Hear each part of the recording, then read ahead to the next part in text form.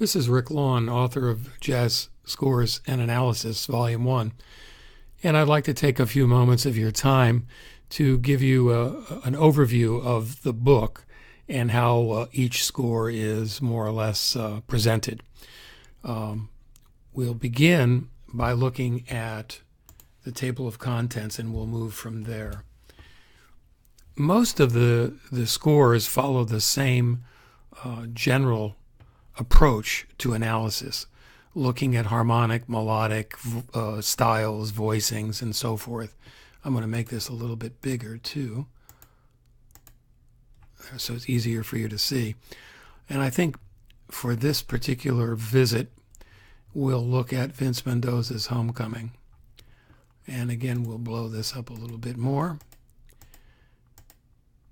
Each chapter begins with a brief bio of the composer, as is the case here with Vince. And that is followed immediately by what I term a selected discography. Those are recordings that I found very interesting and influential through the composer's time, and focusing primarily on big band and large ensemble writing.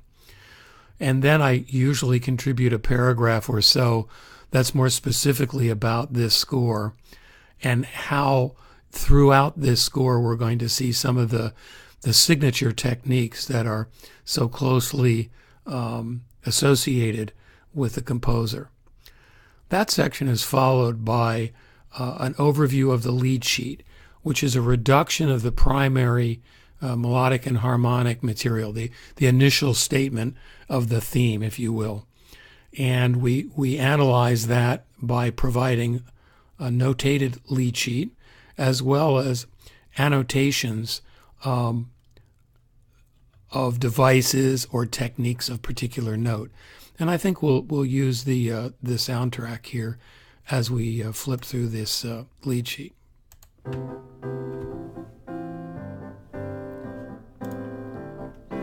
I did not include the repeat here of this introductory material, reinforced the second time by trombones and rhythm section, prior to the beginning of the A section.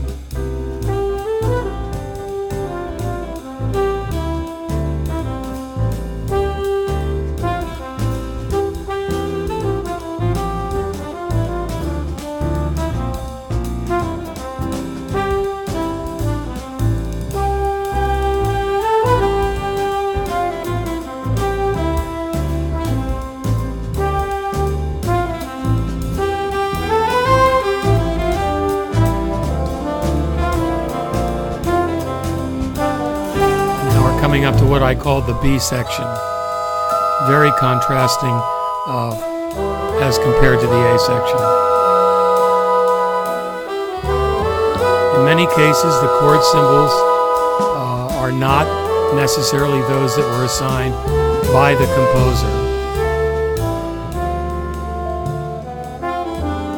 I thought that it would be most helpful to be very specific about those chords. Okay.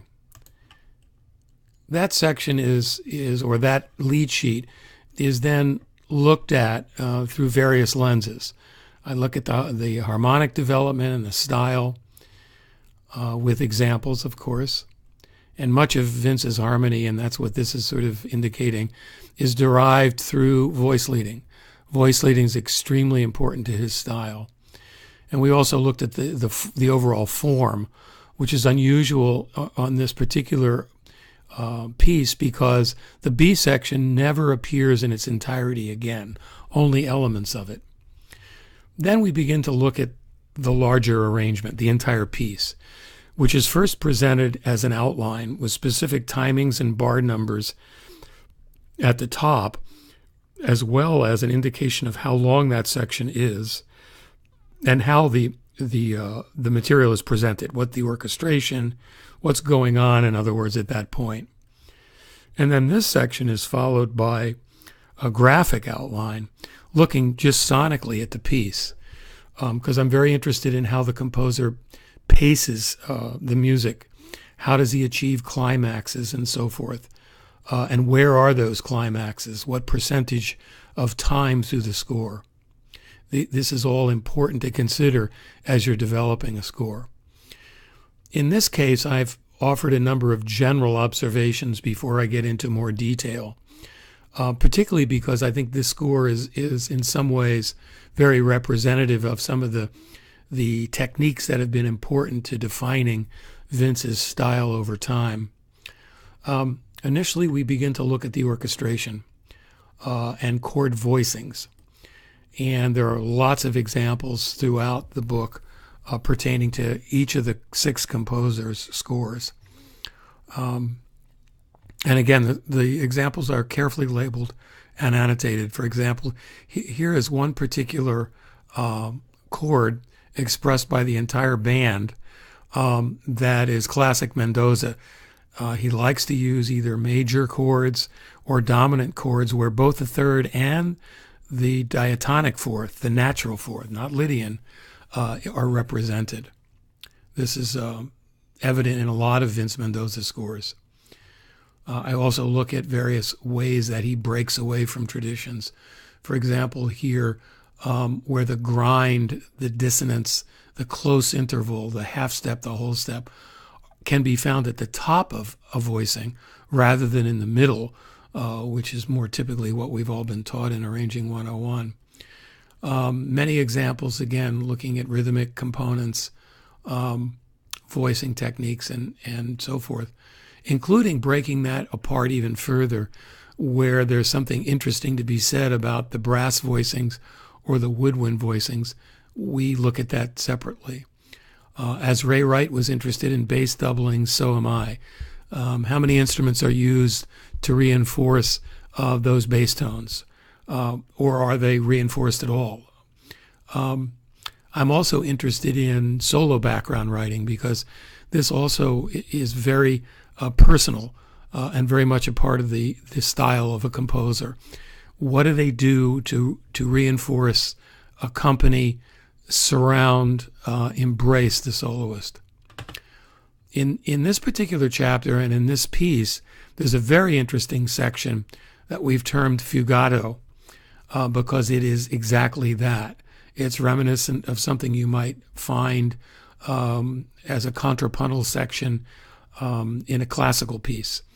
In this case, there's 5 uniquely different voices.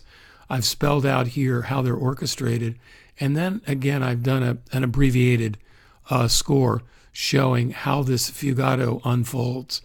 And with boxes, I indicate all the references to the original material, either rhythmically or melodically, that were inspired by the original theme. And of course, no analysis would be complete without a careful look at the final shout chorus or development section.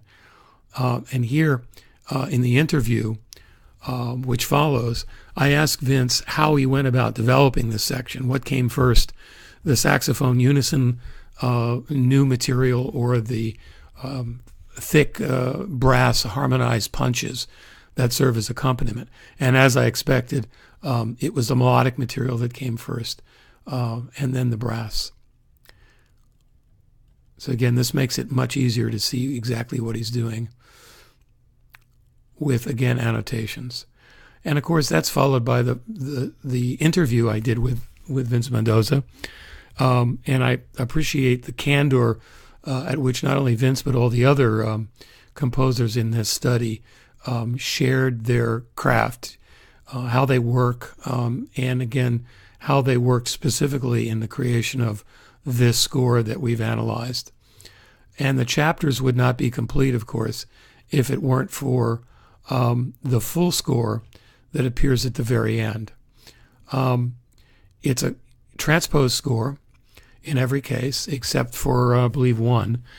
And I've also added 3 staffs at the bottom in concert pitch, which allowed me to go through and single out a particular section that was of particular interest and express it in a way that's more easily realized at the piano or looking just analytically without having to transpose it.